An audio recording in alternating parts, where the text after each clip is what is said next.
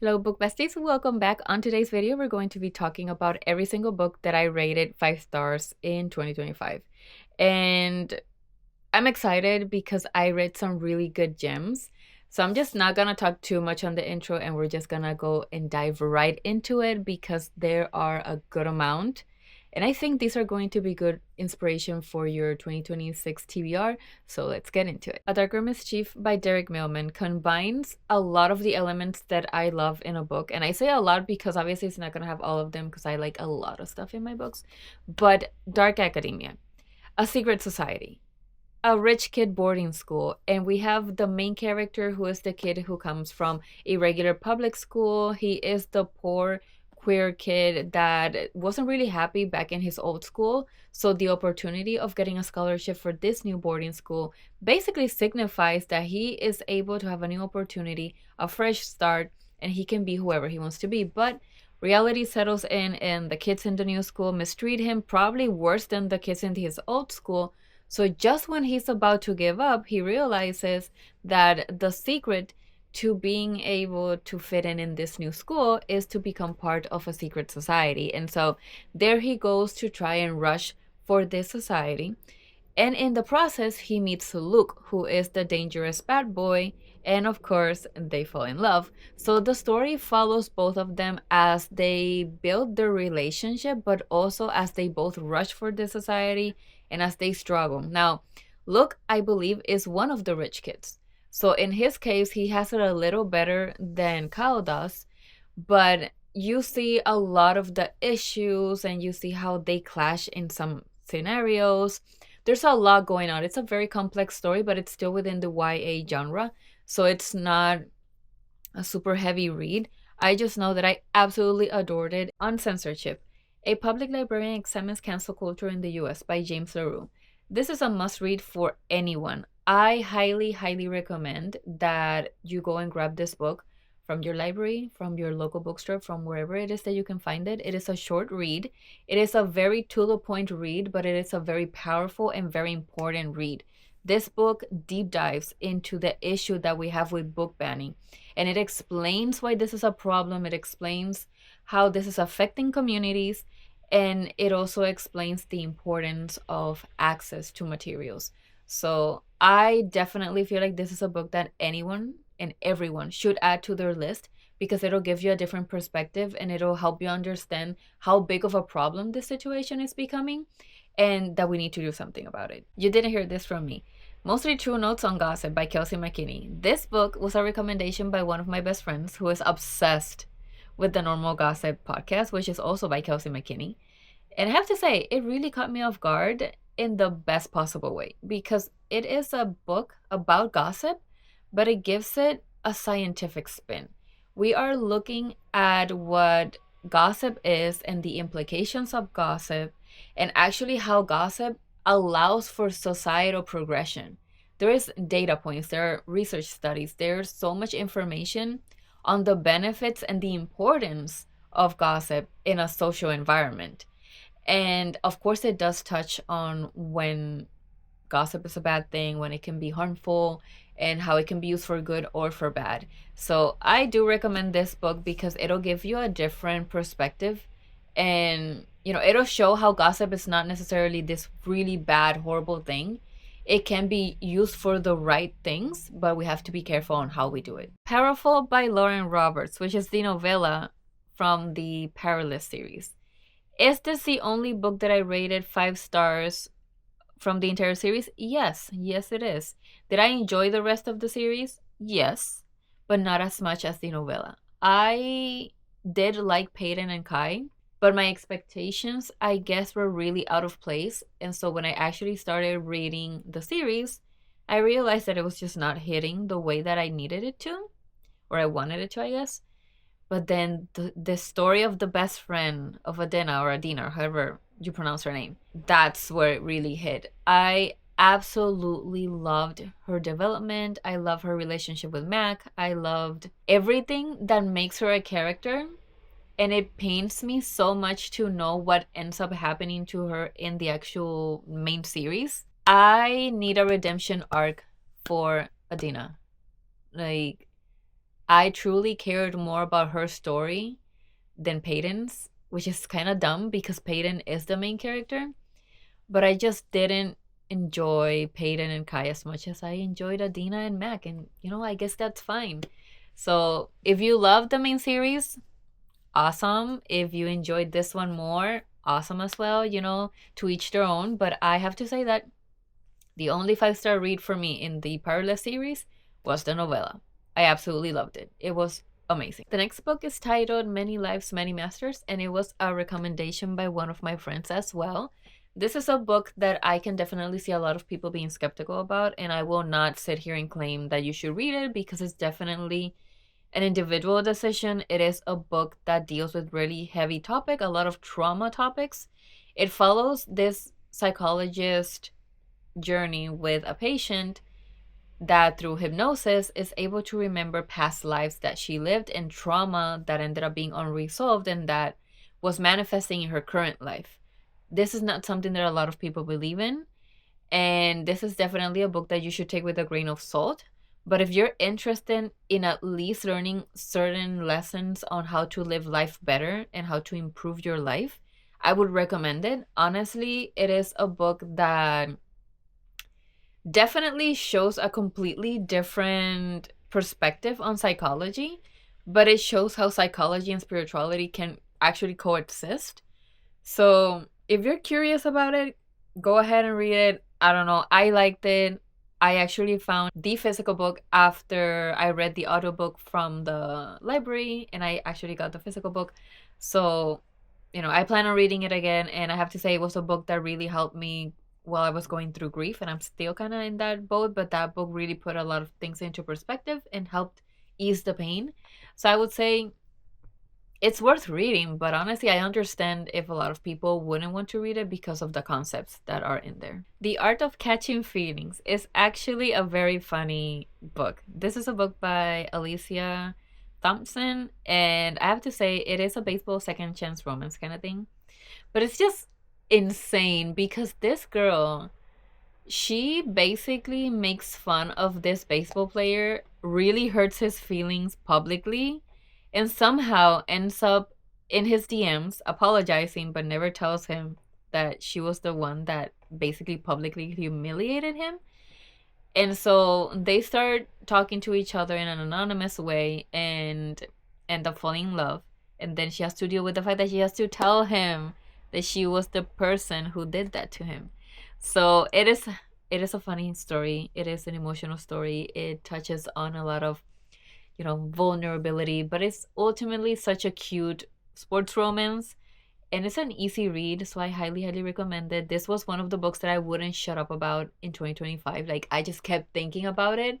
I read it and I needed to erase it from my head so I could read it again because it was so good. So this one I do definitely recommend. Broken Pieces by Jane Quiroz was definitely one of my favorite romances of the year, especially because the author is Puerto Rican and she wrote a book that is set in Chicago, which is the duality of my life right now. And I absolutely loved it. It revolves around the art world. The female main character is an art curator, one of the best, if not the best in the field.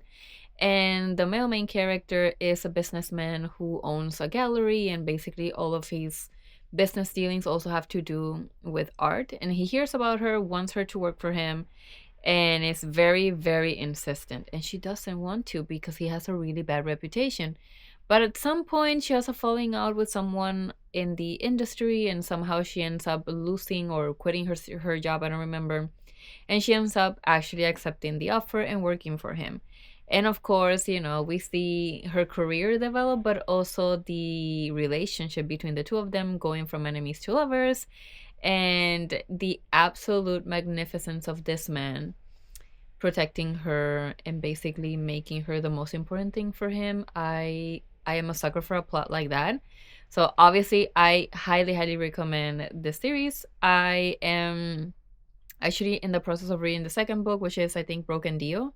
I haven't touched it in a while, so I really need to sit down and really read through it, but I'm trying to get through other books before I finish that one. So that is in the works, but highly recommend. And I'm always looking for Puerto Rican authors, so she was on the list and one of the best that I found. You can definitely tell that I was in an art kick this year because the next book is Hello Stranger by Catherine Center, and this is about an artist who is diagnosed with face blindness, which basically means that she's able to see everything except people's faces. She just sees a jumbled mess instead of a face. And of course, it is a romance, and there's also a lot of topics related to family dynamics and, things of that sort. I actually don't remember the plot of this story much. I read through the synopsis to see if it could jog my memory, and I really don't. So I'm just going off of the vibes that I rated it 5 stars for a reason. Why? I have no idea. So I can't really say go on and read it because I don't even remember it. Why did I rate it 5 stars?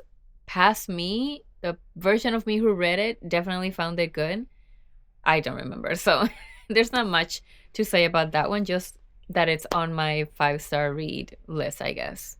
Quiet, The Power of Introverts in a World That Can't Stop Talking by Susan Cain. This is the book that I wish the extroverts would read because it explains the importance of being an introvert, how powerful it is to be an introvert, and how necessary it is to be an introvert. Introverts have qualities that allow for so much analysis and progression and introspection that extroverts typically don't have because their life is so loud and so external and so go, go, go. And introverts have the ability to step back and actually think about things, analyze things. And so the book touches a lot on that kind of stuff. It touches on why people are introverts and why it's okay to be an introvert.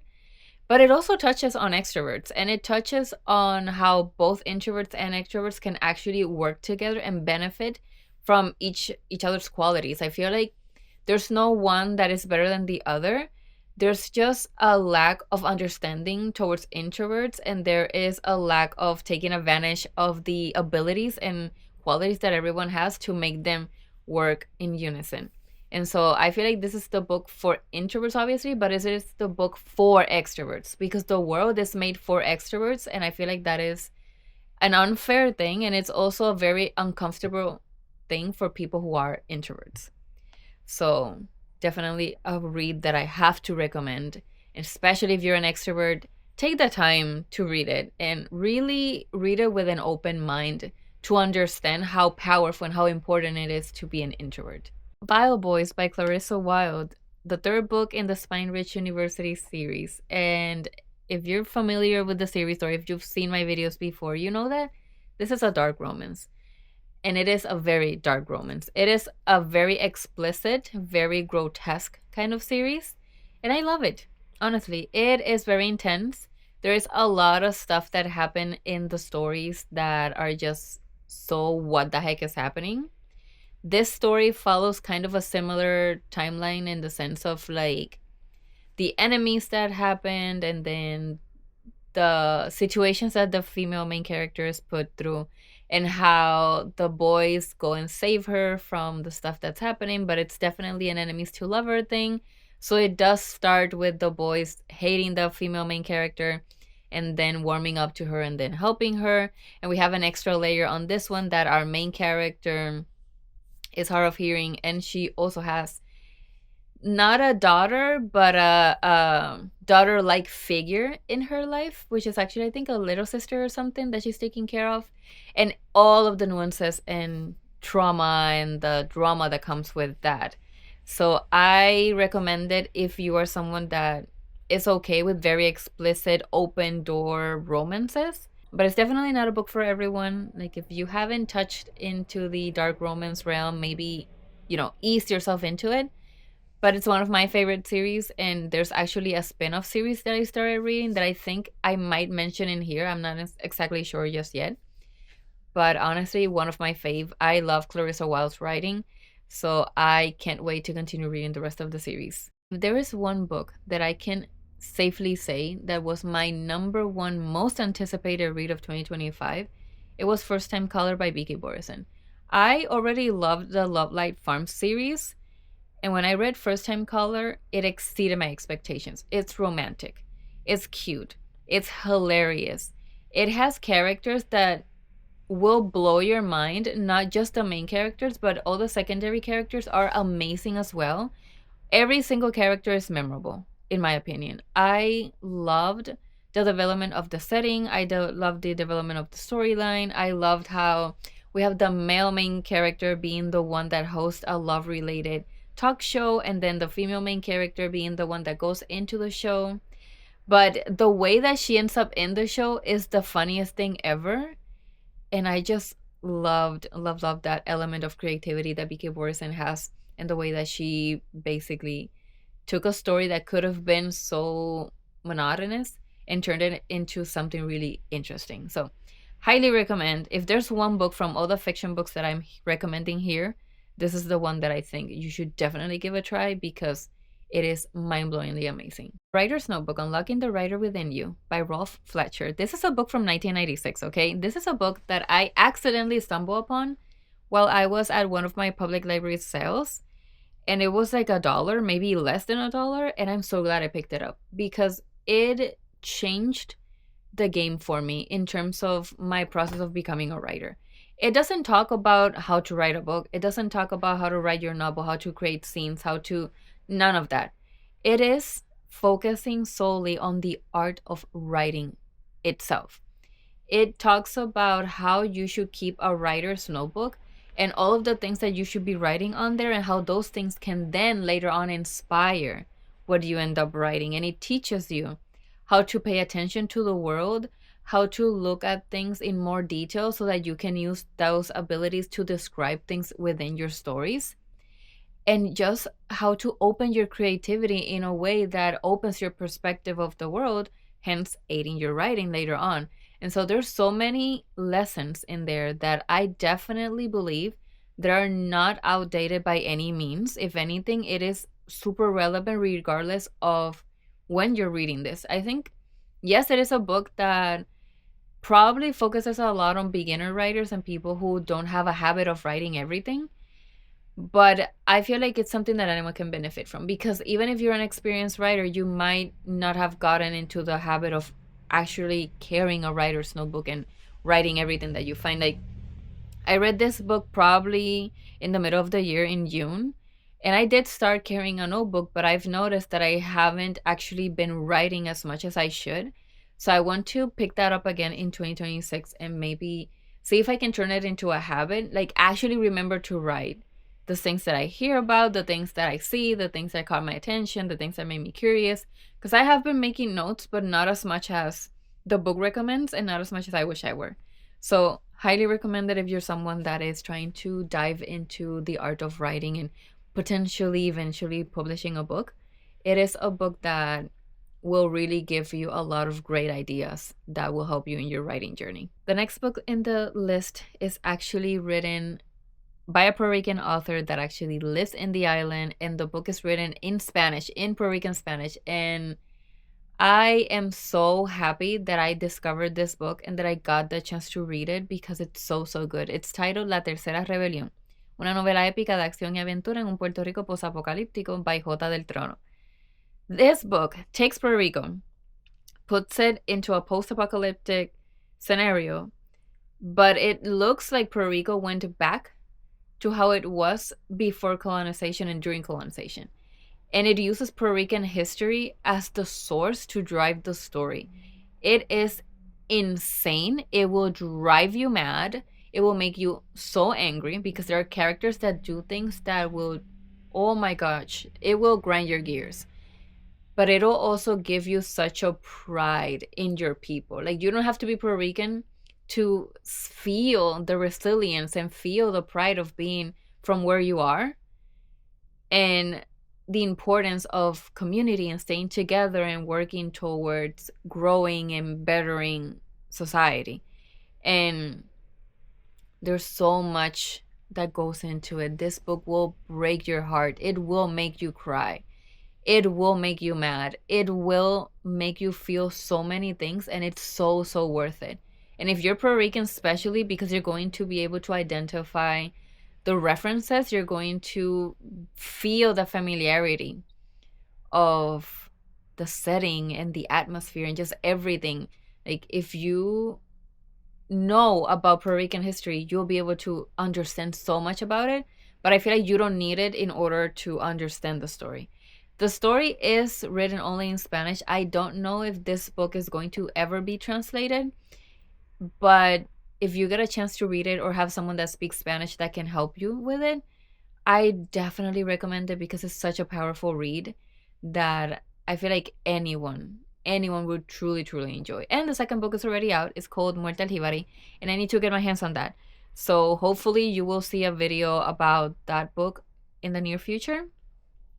But we'll see when I actually get the chance to do it. But it is amazing. Like, it's 5 billion stars, not 5 stars, 5 billion stars. The next book is titled Sounds Like Love by Ashley Poston, and I need to find a way to explain this plot without giving away the spoiler, the plot twist in the end. But basically, it is a romance. It is a songwriter and a musician that somehow their lives intertwined, and how do I say this without spoiling it? Let's just say there is a song that both of them are able to hear and they start quote unquote writing together. The thing is that the male main character and the female main character somehow are connected through their heads. So they can hear each other through their minds. And at first they think it's their own thoughts, but then they realize there's another person in their head. And they finally decide to meet, and everything that happens afterwards, the way that they deal with each other's, situations, like personal situations, and then how they come together and create this song, and then how this song connects to a different aspect of their lives. I cannot spoil this, but I promise you it's so good. It is so wholesome. It's such a full circle moment. It is a book that will make your heart swell in the best possible way. So, 5 stars, obviously. That's the reason why it is in the list. Home is Where the Bodies Are by Geneva Rose. This book ended up in my 5-star reads because at the moment that I read it, it was insane. Like, I had so many emotions and the plot twist was crazy, and it was just one of those books that left me with a what the heck kind of feeling at the end. But I cannot say it's on my top preferences for thrillers because I actually don't remember much about it. Like, there's a difference between the 5 stars that I give in the moment because the book in the moment felt really intense, and then the 5 stars that go beyond because they are books that are memorable, and not a lot of the books that I read have that effect on me. So this is one of those that I don't really remember much aside from the fact that there were 3 siblings and there was some rivalry between them and their mom just passed, and there's a lot of animosity going on there between them and a lot of secrets that start to come out as they deal with the grief and the, new world in which their mom is no longer with them. And so it was okay. Not gonna say that I'm going to recommend it necessarily, but there has to be a reason why it ended up being a 5-star for me. So I'm gonna trust past me and tell you that yes, it was a 5-star read. Like, I remember finishing the book and being like, whoa, what the heck? But I can't tell you necessarily why. Like, that's kind of the vibe with this one. 888 Love and the Divine Burden of Numbers by Abraham Chang was definitely one of those books that opened my perspective to the world and to new cultures. It is a book about Chinese numerology and how the male main character basically drives his entire life or bases his entire life on numerology. He catalogs everything. He has kind of like a memory keeping thing for his life. He records everything and it's all driven by numerology. And he has an uncle that has given him such great advice throughout his life, but the one advice that really stuck to him was that we only get 7 great loves in our lives. And that is all great as we get to meet all of his past loves, but then he meets number 6, and that's the one that feels like his true love. But his uncle said 7 is the one. So is number 6 actually the one and his uncle was wrong? Or is there someone else that will actually be the great love of his life? So this book takes us through so many things. It's not just the love aspects, it's not just the romance. It's so much more about the character and being Chinese American and being first generation and the cultural aspects and all of these different interesting things that I absolutely, absolutely loved. So there's no doubt that this book was going to be a 5-star read for me. It was just so iconic. I loved, loved, loved the way that it was written, the storyline, the fact that it's a male main character focusing on love, which is for me rare. Like I don't find that a lot in books. Like it was just fantastic. Now I've had a bit of a cowboy romance era kind of thing happening, and I had to read the Rebel Blue Ranch series by Lila Sage, and I have reached Wild and Wrangled, which actually came out pretty recently in, I don't know, sometime in 2025. And it's the same thing as with BK Borison's Lovelight Farms. It's one of those series that couple after couple after couple will make your heart explode in the best possible way. Like every single story in that series is so cute, and the way that they interconnect and all of the secondary characters are so memorable. Like it was such a nice story, so so sweet, and also it does have an element of, I think, open door romances. So if you don't like that kind of stuff, maybe like proceed with caution. But it was just such a great story.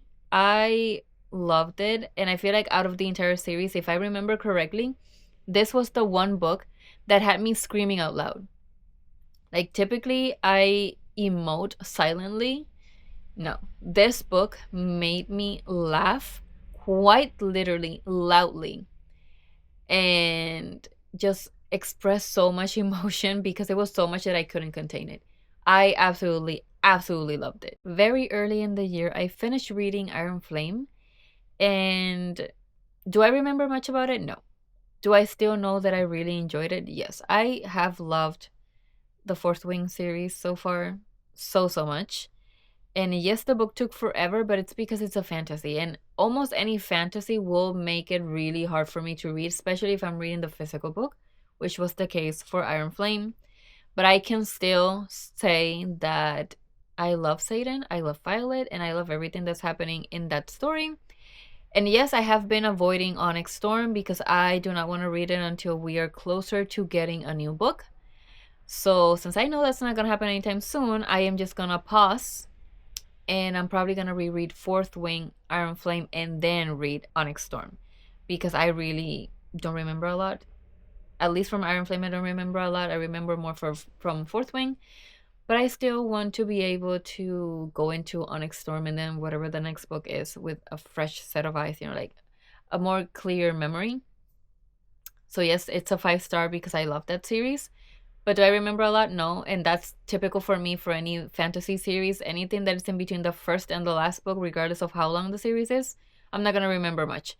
So, it's more a me thing than anything. As I was talking about the Rebel Blue Ranch series, I did read book 3 also in 2025, which is Lost and Lassoed. And boy, was that a cute book as well. I feel like Wild and Wrangled was the cutest one. Lost and Lassoed was definitely very emotional.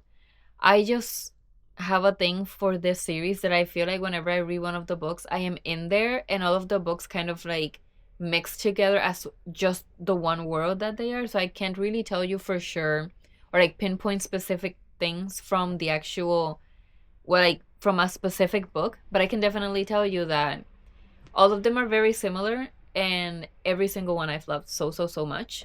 So needless to say that it was meant to be part of this list, the 5-star reads. Emily Henry did it again with Great Big Beautiful Life. I used to not like Emily Henry's writing in the beginning when I first stumbled upon People We Met on Vacation and Beach Read, and I think Book Lovers was the other one. But something kept bringing me back to her books, and I've read everything since. And the last 3 books that she's written, I've absolutely loved. Great Big Beautiful Life being probably my favorite at the moment. And I'm pretty sure that whatever she releases next, I'm going to love even more. I loved the concept of having two people competing to write this older woman's story. I love who she ended up representing in the lives of these two people. And I loved, obviously, the enemies to lovers situation happening there. I think part of the reason why I loved this so much was also because this book reminded me a lot of The Seven Husbands of Evelyn Hugo and the whole story of having someone write your memoir. Absolutely loved it. So I think this book was even more powerful because the way that the older lady was basically playing her cards for the other two people and they didn't realize it, and then they ended up together, is like genius work. So I absolutely loved it. Now I'm going to be giving People We Meet on Vacation another chance because the movie is coming out January 9, I think, and I need to go watch that in the theater. So needless to say, I'm gonna be rereading it. I'm going to be annotating this time, and I'm hoping for a better outcome because the first time around, it was just not it for me for some reason. But now I'm more familiar with Emily Henry's writing, so I feel like it might be better. So we'll see. This year, I definitely hit my Taylor Swift era, and I had to read a book about it because I needed to understand the lore. So I read Long Live, The Definitive Guide to the Folklore and Fandom of Taylor Swift by Nicole Polmarico. And I loved it. It was a book that really gave me a lot of insight into the Taylor Swift lore. I was able to understand a lot of it without having to dive into all of the videos and the articles, which I still want to do. But it was a great introduction as someone who's a beginner to the whole fandom and the Swifties and the whole thing. So there's not a lot to say about it. I feel like it's more like a recollection of just her life and her career and what the albums mean and how the Swifties have felt about it and how the fandom was built and all of that. I mean, it's a 20-year career, so there's a lot that goes into it.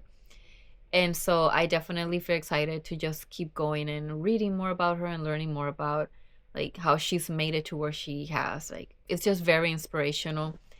And the fandom is really, really ruthless, but also such a welcoming and wholesome community. Like they're so tight knit that just being part of it in social media in the last couple months has been such a great experience. I've been able to interact with so many people and it's been great. Like I've been loving it, honestly. I've been having a great time. So you can consider me a new Swiftie, and I am very excited to continue to support Taylor with her music and like all of the fun stuff because she is definitely a creative genius. Like that book really showed so much. And then when I went to watch the Life of a Showgirl party in the theaters thing, oh my gosh, that blew my mind. Like it was great. So yeah, if you're someone that wants to know more about the Taylor Swift lore and don't know where to start, that is the book to start with. For a reading challenge that I had this year, I did a reread of The Inheritance Games, the first book, and I read it in Spanish, and it was so much fun. I can't say a lot was different because I had already read it, so I already knew what was going to happen. And I do have to say that it didn't hit the same in Spanish as it did in English the first time around. But regardless, I still enjoyed it very, very much. And it's going to continue being one of my favorite series. And I'm going to continue reading the books because Jennifer Lynn Barnes is a creative genius. And it is just such a fun YA, but that will really just be interesting for anyone, I feel. Like, all of the puzzles and the mind games and the relationships between the characters are so intense that I have nothing but great things to say about that series. But yeah, because I had already read it and I've already read pretty much most of the books in the series, I don't have a lot to add this time around. But I have talked about it in the past and have talked about how that book series has been so inspirational for me to a point that part of the things that I've been writing and part of the projects that I have in the works are inspired a little bit by the Inheritance Games, at least the structure of it. So, needless to say, it was bound to be back in my 5-star reads list because regardless if I read it in Spanish or in English, it's a great book. So, I'm hoping to continue reading the series in Spanish and give myself like that new perspective of the books from my native language rather than in English. Now, I was looking for something easy to read and quick, and I wanted to read something by a Japanese author. And I stumbled upon The Village Beyond the Mist by Sachiko Kachiwaba. And that book is actually from 1975. And I read it in 2025. And it was so good. I think it's actually, it might be a middle grade book. Like, it's not even a YA. But it's such a cute story about this girl that ends up being sent by her father to this town that actually doesn't exist, but does exist, but doesn't exist. It's kind of a magical thing. And you have to be invited in. You have to, I think, have like an umbrella to be able to get there. And there's a mist and you go through it and then you make it there. And the entirety of the plot is this little girl going around helping people. And when she finishes helping everyone in town, basically she's sent back home. And she feels so sad because she has to go back home, and she actually found a place where she liked to be. And it's such a deep lesson of community, helping others, and being selfless. It's such a beautiful, profound story that even if it's a middle grade, as an adult, you can read it and really find a lot of very important lessons, very important messages on how to live life. And it was inspiring. I can't really describe it any other way. It was such an inspiring book. And lastly, one of my favorite books from this, honestly, I keep saying that, but the last book that I read as of the moment that I made this video, and that absolutely changed my perspective in life, was Life in Three Dimensions: How Curiosity, Exploration, and Experience Make a Fuller, Better Life. And I'm gonna butcher this, by Shigehiro Oishi, PhD. He is a college professor. I think he's currently in a university in Chicago, but the book takes place a lot during his time in Virginia. And he came from Japan to study in the US and decided to stay. And he compares his life in the US as a student abroad, and then just like as someone who came to live here and do his graduate studies and then go on to become a professor and get married and have kids, with the life of his father, who stayed in Japan in their little village and worked basically in agriculture his entire life and lived a more simpler life. The book starts off like that, but it goes on to compare the difference between living a happy life, a meaningful life, and a psychologically rich life. And the book ends showing you basically that you can live all three types of lives. You just have to be very mindful on the decisions that you make, the experiences that you allow yourself to have, and all of the things that you go through and how they can enrich your life. Now, I'm not going to talk about this book a lot right now because I actually took a lot of notes on it and I want to make a separate video, but just know that if you're looking for a book that will shift the way that you experience life and the way that you perceive the things that happen to you, but also the way that you pursue life, that is the book to look for. I found this book through another YouTuber that talked about it. I don't remember her name, but I am so glad I looked it up and I'm so glad I took the time to read it because it was just life-changing. One of the books that I can say really will leave a lasting impact in my life is going to be this one. I absolutely loved it. I read it through my library and I'm planning on buying it and just rereading it and annotating it because it's one of those books that I know that the more you read it, the more lessons you're going to get and the more ideas on how to live life you'll get. But the main point of it, learning how to live either a meaningful, a happy, or a psychologically rich life, wow. I can't explain it in this video because there's so much that goes into it. So hopefully you'll stay with me here in the channel and you will stay tuned waiting for that video that I hope to record soon because it's such an interesting book and such an interesting topic. But that is all I have for today. Thank you so much for watching. I hope you enjoyed my list of 5-star reads, and let me know in the comments what books you rated 5 stars this year and if there's any book in my list that caught your attention. And with that, I'll catch you on the next one. Bye.